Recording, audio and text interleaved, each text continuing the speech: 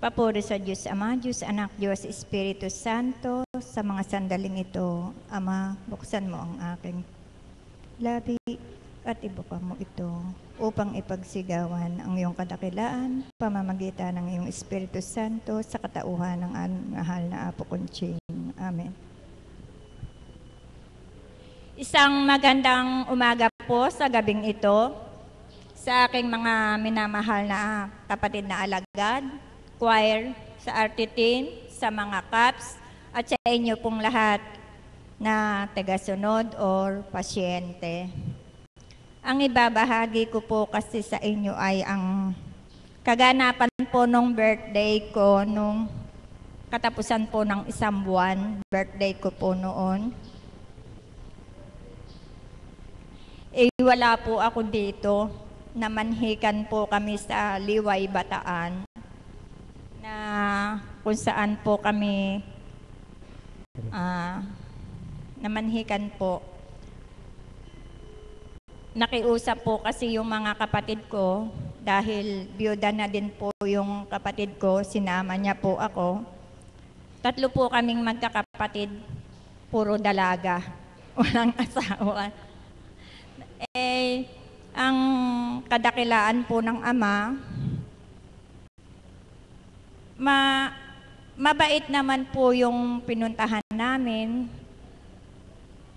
na wala pong madaming usapan, tinanggap naman po kami, kaya lang po inihiling nila doon ang kasal. Kaya po inaangking ko, dahil ang pag-uusap po namin sa December ang kasal, naangking ko po na dito magaganap ang kasalan, hindi po doon kasi po napakalayo. Sa mga gamit lang po, mahihirapan na po kami. Sabi ko po kay buti ng ama, kay dakila niya, bagabat babae lang po ako na nagsalita, wala pong silang tinugon kung hindi, oo. Oo po ang sagot nila. Kaya po sa madaling pag-uusap, naisama po namin yung manugang namin, na ang sabi po ay matagal pa naman yung kasalan, bakit sinasama na namin, madami daw pong magaganap. Sabi ko, may isip na sila, nasa ustong gulang na, kahit sila lang dalawa, pwede na silang magpakasal kasi nasa edad na. Subalit, ginagalang po namin yung kagustuhan nila. Kahapon po, umuwi yung manugang namin sa Liway. Sabi ko po, sa katotohanan na sa kadakilaan ng ama, buhat po nung tumapak ako dito sa banal na lupa, na kung saan nananahan ng Espiritu Santong banal sa katauhan ng ating mahal na Apo Conching. Tunay nga pong kay dakila niya. Lahat ng hiniling ko sa kanya, hindi niya ako binigo. Lahat ng pagsusumamo ko na kuminsan ay nawawala na po ako ng pag-asa sa buhay, sapagkat nga po nagsosolong magulang, ama na ina pa. Sa hirap ng buhay, hindi ko na po yun inaalala. Basta po ang nasa isip ko, makakaraos din po kami ng aking mga anak, ng aking mga apo.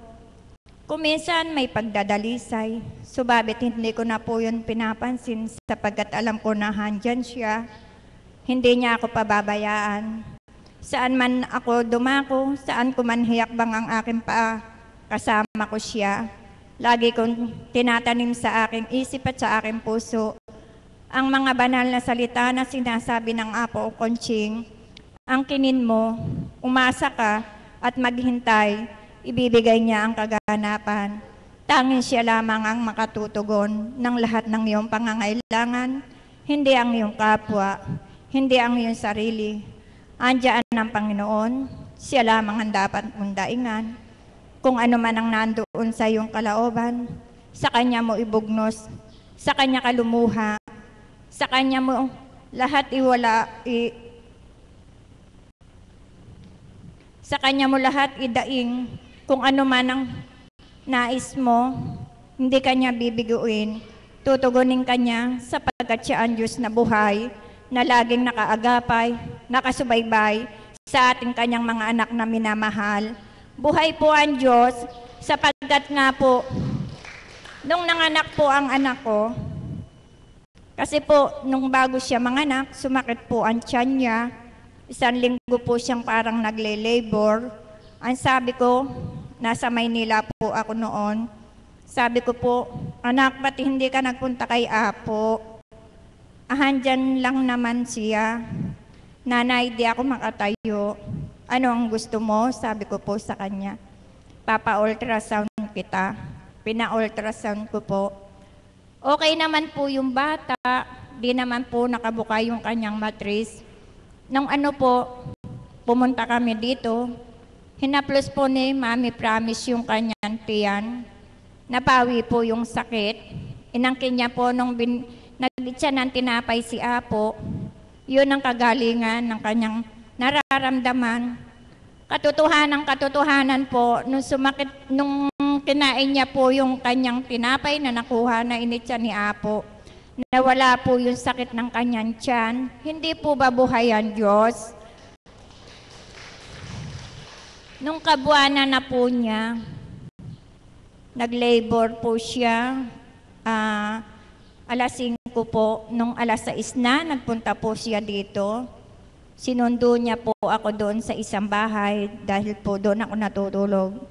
Naabutan niya po ang mahal na Apo, handyan siya sa may harap po yata. Lumapit po siya, hinaplos ng mahal na Apo yung tiyan niya. Nanalig po ako, bagamat hindi ko nakita kung ano man ang ginawa ng Apo, na manganganak na siya. Katotohanan po, nanganak na po siya dyan lang po sa center. Nung nanganganak na po siya, nakita ko yung paghihirap ng anak ko, na kung paano niya inilalabas ang kanyang anak. Na hirap po siya dahil yung puso ng bata nakapaikot pong ganyan. Hindi po ako makabata. Nung umalis po yung midwife, dahil matagal na po siyang umiiri, ayaw lumabas ng bata, ako po yung nagsalag.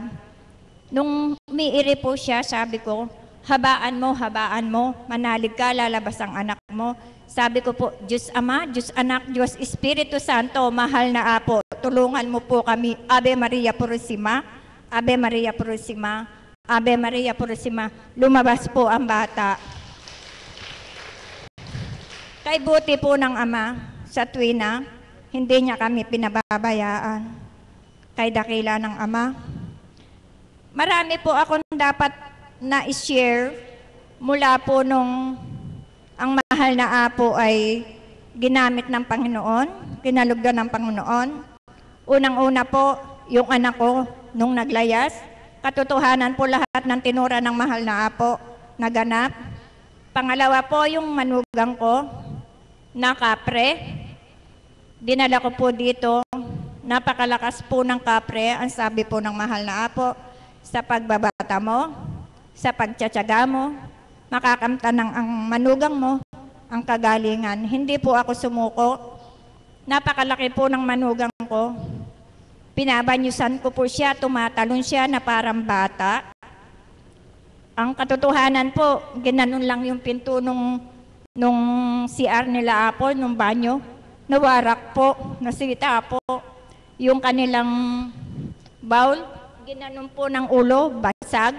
Yung pumposo namin, bumomba siya, nabali. Gaano po kalakas yun? Sapagkat nga po, kapre nga po. Pero may lalakas pa ba sa Panginoon? Hindi po ba siya ang may likha ng lahat? Kaya siya po ang tunay na malakas, ang Panginoon. Sa Kanya po tayo kumapit, sa Kanya po tayo manahan, umasa, hindi niya po tayo bibiguin. Salamat sa Panginoon, salamat sa Diyos, salamat sa Espiritu Santo, gayon sa ating mahal na Apo Conching. Tunay nga po, ang Diyos na buhay ay nananahan sa katauhan ng ating mahal na Apo Conching. Maraming salamat po. Maraming salamat po, mahal na kapatid. Pinatotohanan lang po na sa Diyos tayo dapat umasa. Ang susunod ko pong tatawagin ay ang ating kapatid na Ludima Gomez.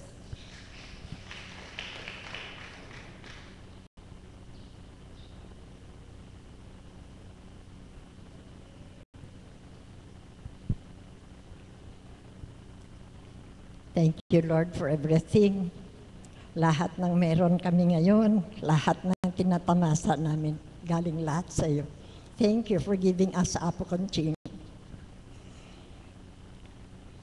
Maraming blessings, meron mang problema, pero very minor. Saka, lahat ng tinex ko kay Apo, pinagbigyan ng Panginoon. Nag-a-apply kami for level 3 ng eskwelahan namin. Tinex ko si Apo, sana ako, makapasa kami. By that time siguro retired na ako. Pero kung ano man ang kahihinat na ng aming accreditation, happy na rin ako kung sakaling magiging university yung aming eskwelahan. Part pa rin ako doon. Si Bunso, may trabaho na. Tagal kong pinagdasal yon. Sabi ko, Lord, sana bigyan mo na ng trabaho si Bunso.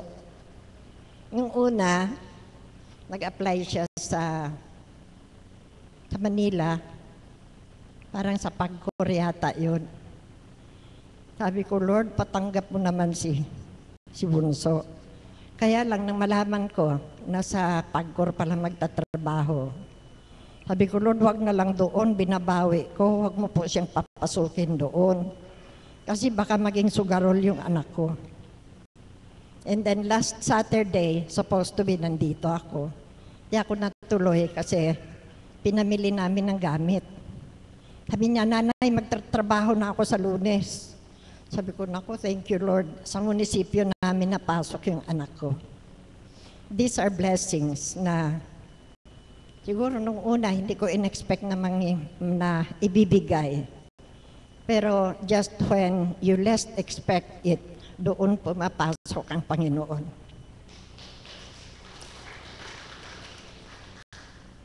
Yung pamangkin ko, 2002 pa nakagraduate. Take 1 naman sa LEP. Bakit hindi mapasok-pasok? Sabi ko, magdasal ka kasi. Sabi niya, Auntie, I am hoping against hope. Wala na akong pag-asang makapagtrabaho. Sabi ko, never stop praying. Kasi marami ang naggagawa ang dasal. Basta huwag kang tumigil ng kadadasal. I am praying for you. Itong May, tumawag siya, umiiyak. Auntie, magtuturo na ako permanent position. Lahat ng ito, tinetext ko kay Apo. Pagka sinasagot niya ako, ang lagi niyang sinasabi, manalig ka sa Panginoon.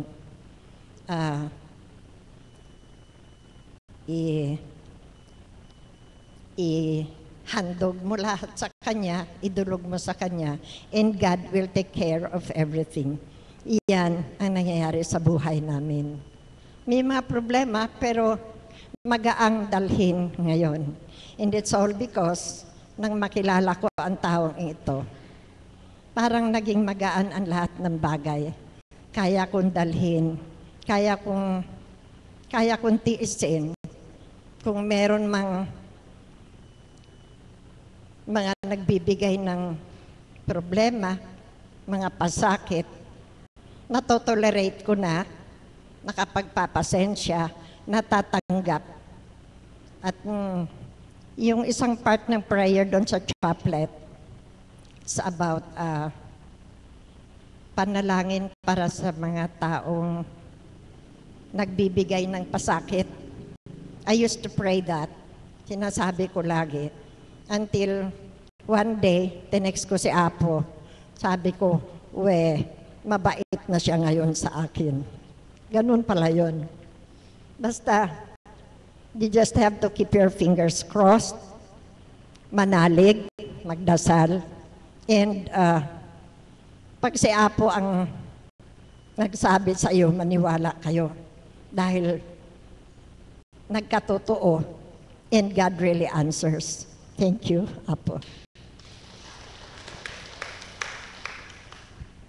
Maraming salamat po sa ibinahagi ninyo. Ang susunod ko pong tatawagin ay aalayan po tayo ng isang awitin, ng isang Caps. Tinatawagan ko po si Caps Magno Guevara.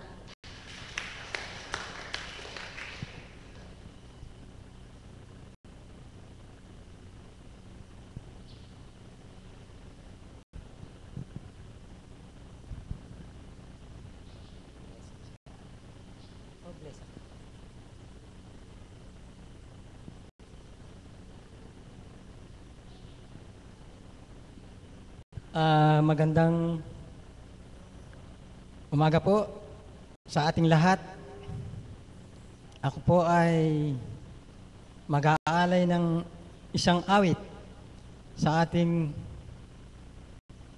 Divine Mercy at sa ating mahal na Apo na kinalugdan para po sa inyong lahat.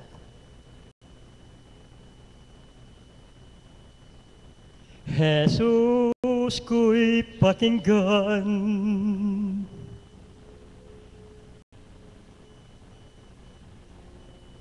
ulit. Jesus ko'y pakinggan, awit ng mapanglaw, na nagdulot sa isang pusong nagmamahal.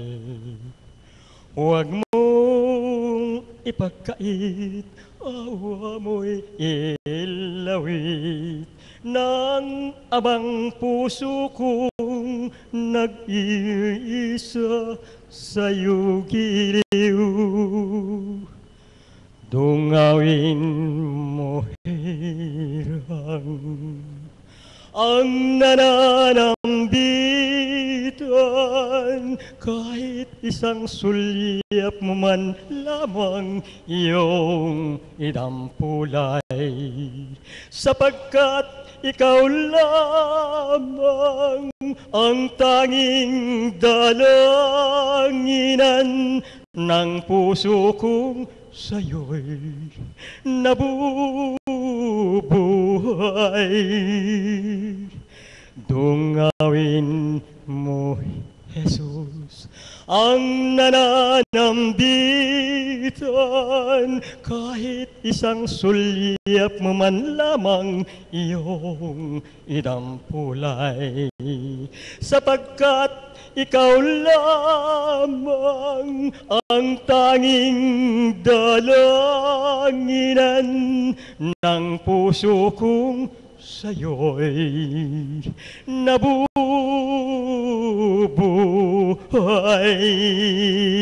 Salamat po.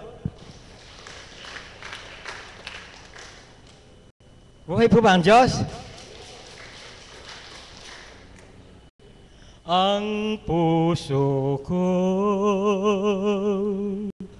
namamanglaw, pagkat ayaw mong dinggin man lamang, araw gabi dalangin ko na magbalik ang tunay na pag-ibig mo.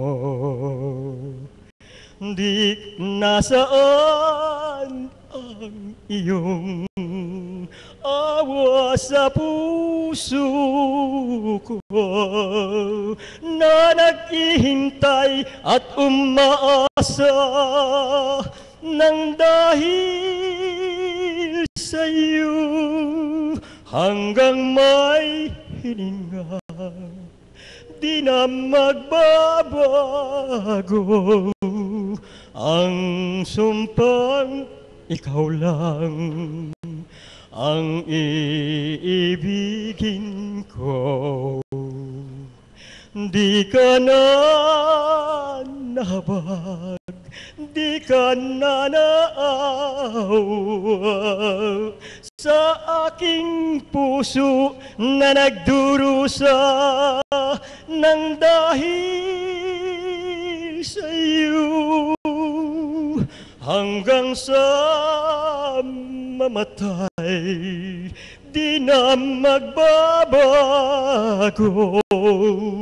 ang sumpang ikaw lang ang iibigin ko. Salamat po. Maraming pong salamat. Maraming salamat po sa magandang awitin. Ang susunod ko pong tatawagin ay isang alagad na sa bawat pagtayo po niya dito, alam ko po, isa po nating nahuhugutan ng inspirasyon. Tinatawagan ko po ang ating Mami Beth Chico.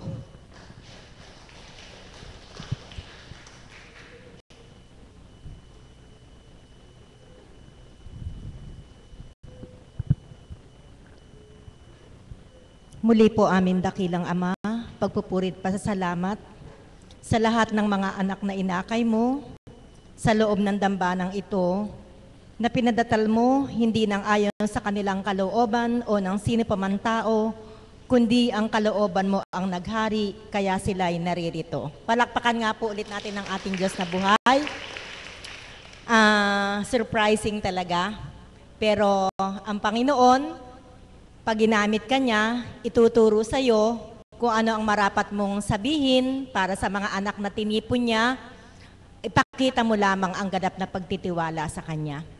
Gusto ko lamang pong balikan at bigyan ng comparison yung buhay ko noon at yung buhay ko ngayon. Yung buhay ko noon, pinaglalaanan ko yung mga benepisyong makukuha ko sa kumpanyang pinagtatrabahuhan ko. Ano po yung mga benepisyo na yon? Kung kayo po nagtatrabaho sa isang publiko o pribadong opisina, marami po silang benepisyong ibinibigay. Amen po ba yon? May PhilHealth, may SSS, may retirement plan, may sick leave benefit.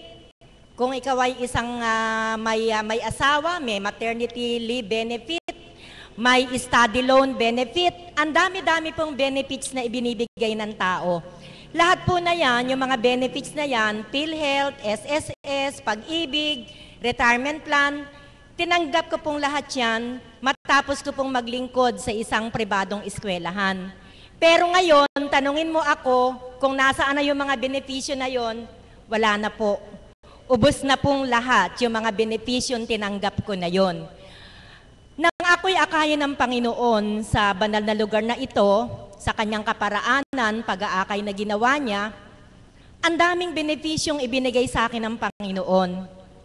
Unang-una po, tinanggap ko po mula sa kanya ang benepisyo na baguhin yung mga pangit sa aking pagkatao. Ano-ano po iyon? Yung kataasan, yung kayabangan, yung pagiging mainggitin, yung pagtatanim ng galit sa kapwa, tinanggal po lahat ng Panginoon sa akin yan. Kaya po iyon po ang isa sa magandang benepisyo na tinanggap ko sa ating buhay na Diyos. Palakpakan po natin ang buhay na Diyos. Another benefit po na tinanggap ko sa Panginoon, sa pamamagitan po ng mga aral na napakinggan ko sa katauhan ng ating mahal na Apo Kunching, isa po sa benepisyong tinanggap ko ay ang pagkakaroon ng katatagan. Dati po, wala po ako nito. Sa kaunting problema, ako'y nagugupo. Hindi po ako makakain, hindi ako makatulog. Wala po ako sa sariling disposisyon ko kasi nga po apektado ako ng mga problemang dumarating sa buhay ko. So ang benepisyong binigay sa akin ng Panginoon, binigyan niya ako ng katatagan kung paano ko haharapin yung mga pagsubok sa buhay na tinatawag. Kaya po, sa awa at tulong niya, sa biyayang, sa benepisyong natanggap ko sa Kanya, bagamat meron pa din pong mga pagdalisay, pagsubok sa buhay, pero ito po ay para na lamang hanging dumadaan. Hindi na po katulad nung dati na talagang dibdiban, na lahat po ng kakayahang magagawa ko para ma-resolve yung mga problema ko, yun po yung ginagawa ko. Isa pang benepisyong tinanggap ko sa Panginoon, dati po, pilit ko pong minamaneho yung buhay ko sa kaparaan ng gusto ko. Ako po yung may hawak ng manibela at pilit kong dinadala yung buhay ko doon po sa kagustuhan ko. Subalit, ang benepisyong binigay po sa akin ng Panginoon, binago po niya yung aking pagmamaneho. Nang siya po yung makilala ko, iniwan ko na po yung driver seat. Hindi na po ako naghawak ng manibela. Binakay ko po yung driver seat at hinayaan ko pong doon maupo ang Panginoon para siya na po ang magmaneho sa buhay ko. Palakpakan po natin ng Diyos na buhay. Alam niyo po, napakagandang benepisyo po pala noon. Sapagkat pag pinaubaya mo na sa Panginoon ang lahat ng kaganapan sa buhay mo, wala na po kayong worries. Sapagkat nagtitiwala po tayo sa Panginoon, magtitiwala ka sa Panginoon na idadrive ka ng Panginoon sa tamang landasin. Pag tayo po yung nagdadrive, hindi po tayo sigurado sa landas na tutunguhan natin. Maaring tayo malubak, maaring tayo maligaw, subalit kapag ang Panginoon ang pinabayaan mong magmaneho at paupuin mo sa manibela, wala po tayong pagkaligaw. Siguradong ang pupuntahan po natin ay tuwid na landasin patungo sa Kanya. Palakpakan po natin ng Diyos na buhay. Another benefit po na natanggap ko sa Panginoon, natuto po akong magnilay. Dati po, wala po akong pagninilay. Kung ano po yung idikta ng isip ko, bugso ng damdamin ko, siyang ginagawa ko. Purihin ng Ama, binigyan po ako ng benepisyo na maging reflective ako sa buhay ko. Kaya po, anuman po yung ginagawa, anuman po yung sasabihin, bago ko po ito ibuka ang aking mga labi, binigyan na po ako ng benepisyo ng Panginoon na mag-isip muna ako. Dati po, ang bibig ko walang preno. Pag dinikta ng utak ko, nasabihin ko to, wala po akong pakialam. Kahit makasakit ako sa damdamin ng kapwa ko, wala akong pakialam ano man ang maramdaman mo. Salamat sa Ama. Nagkaroon po ako ng pagkontrol dito. Itinuro po niya sa akin na ang salita, pag iyong binitawan, hindi mo na mababawi. Kaya dapat po tayong mag-ingat sa ating pagsasalita. Ang turo nga po niya sa akin ay ganito. Ang salita daw po, hambing daw po iyan sa feather, balahibo ng anumang manok o hayop, na pagka ito'y lumipad, hindi mo na mahahabol pa at mababawi. Hambing din daw po iyan sa dura.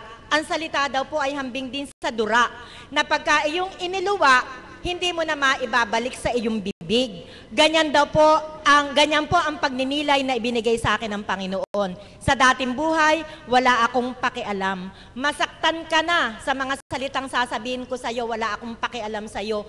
At pinipili ko pa po yung mga salita na makakaganti ako at makakasakit ako ng aking kapwa. Purihin ng Ama, sa benepisyong ibinigay niya, tinanggal na po niya sa akin sapagkat binigyan niya po ako ng benepisyo na ako ay makapag-reflect, makapag-isip sa aking gawa at salita. Purihin nga po natin ang ating buhay na Diyos. Mga kapatid, huwag po tayong makontento sa mga benepisyong tinatanggap natin sa Panginoon. Dapat po, ang Panginoon may benepisyo rin sa atin. Amen po ba yon? Sabi nga po, ang buhay daw po ay hindi take and take. Kailangan daw po give and take. Kaya kung binibigyan tayo ng benepisyo ng Panginoon, matuto raw din po tayong magbigay ng benepisyo para sa ating Panginoon. Ang hirap daw po kasi sa atin, ang Panginoon daw po ay iba daw po yung pagtuturing natin. Sabi daw po natin eh, hindi po Panginoon, pengi noon. Pengi noon, bigyan mo ko nito, pengi pa nito, pengi pa nito, pengi noon. Hindi daw po. Ang Panginoon daw po ay hindi isang wishing well. Katulad po meron po akong lugar na napuntahan, pag nag-drop ka ng coin, hilingin mo kung ano yung gusto mo dun sa well na yon at umasa ka na matatanggap mo. Hindi daw po ganun ang Panginoon. Huwag daw po nating gawin yung simbahan na pinapasukan natin o ang dambanang katulad nito na parang wishing well. Dapat daw po matuto rin tayong magbigay ng benepisyo sa ating Panginoon. Ano naman po yung benepisyong pinagsusumikapan kong maibigay sa Panginoon? Unang-una po, ang benepisyo ko pong ibalik sa Panginoon ay yung matuto akong umunawa sa aking kapwa. Alam niyo po, isa po sa magandang benepisyo na maibibigay natin sa Panginoon, ako personally sa sarili ko, tingnan po natin ang bawat kapwa natin bilang biyaya na mula sa Panginoon. Palakpakan po natin ang ating Panginoon. Tingnan po natin, i-treat po natin ang bawat tao sa ating kapaligiran equally, na wala pong pagtatangi. Ano po ang ibig sabihin? Bakit ko po sinasabi na dapat nating ituring ang lahat ng tao sa ating kapaligiran bilang blessing? Halimbawa, meron pong tao na nagbigay ng pasakit sa'yo. Huwag niyo po iyon i-take negatively, kundi i-take niyo po iyon as a blessing. Paano po iyon magiging blessing? Halimbawa po, may sinabi po ang iyong kapwa na nakasakit sa iyong damdamin. Kung ito po'y napagtimpian ninyo, para huwag ninyong patulan, kundi inunawa natin yung taong nakasakit sa ating damdamin, blessing po iyon. Sangayon po ba kayo sa akin? Ano po yung blessing? Ang blessing po ng Panginoon ay yung matuto kang magkaroon ng pagtitimpi na yung taong gumawa sa iyo ng masakit ay hindi mo patulan. Kaya meron po kayong tinatawag na blessing of self-control. So yun po yung benepisyong maibabalik ko sa Panginoon. Another benefit na pwede kong ibalik sa Kanya, pag ako'y chinismis ng kapwa ko, dapat po pala, para maging blessing yung kapwa mo na yun, na nagchichismis sa'yo, huwag mo ring patulan. Ano po yung benepisyo? Nagkaroon ka din ng realization sa sarili mo na pagka ikaw pala'y nagchismis ng kapwa mo, masakit din para sa kapwa mo. Ano po yung benepisyo? Ang benepisyo kong maibabalik sa Panginoon, ang masama sa akin, hindi ko dapat gawin sa aking kapwa. Palakpakan po natin ang ating Diyos na buhay. Ano pa po yung benepisyo? Another pong benepisyo na maibabalik ko sa Panginoon ay magkaroon ako ng malalim na koneksyon sa Kanya. Alam niyo po, hindi niyo po mapifeel ang blessing ni Lord pag ang koneksyon niyo po sa Kanya ay mababaw. Dapat po ay patuloy po nating palalimin ang ating koneksyon sa Kanya para higit po natin siyang madama at madama din po tayo ng Panginoon. At ano po yung magagawa natin para po magkaroon tayo ng mas malalim na relasyon sa Kanya? Unang-una, yung pag-attend ng mga ganitong gawain. Hindi po ba lumalalim ang inyong pagkakakilala sa Panginoon kapag nakakapakinig po kayo ng mga mensahe ng Banal na Espiritu sa katauhan ng ating mahal na Apo Kunching? Amen po ba yon? Bakit po kayo nandito sa oras na ito, sa araw na ito? Upang palalimin ang iyong pagdiniwala at paniniwala sa ating Panginoon at palalimin ang ating koneksyon sa ating Panginoon. Alam niyo po, higit po natin siyang madarama. Katulad din po sa dalawang tao. Halimbawa, ako, hindi ko kilala si kapatid. Kilala ko lang siya bilang kasamahan ko dito sa Kapatirang Divine Mercy. Pero yung kalaliman ng kanyang pagkatao, hindi ko po siya kilala. Ganon din po sa Panginoon. Kung ako po ay magkakaroon ng malalim na relasyon sa Kanya, higit ko po siyang maunawaan. Amen po ba? So, ganun din po sa Panginoon. Kung nais po nating magkaroon ng malalim na relasyon sa Panginoon, dagdagan po natin yung oras ng pakikipag-ugnayan at pakikipag-usap sa Kanya. At paano po natin magagawa ito? Sa pamamagitan po ng paano po kayo magkakaroon ng malalim na relasyon sa Panginoon?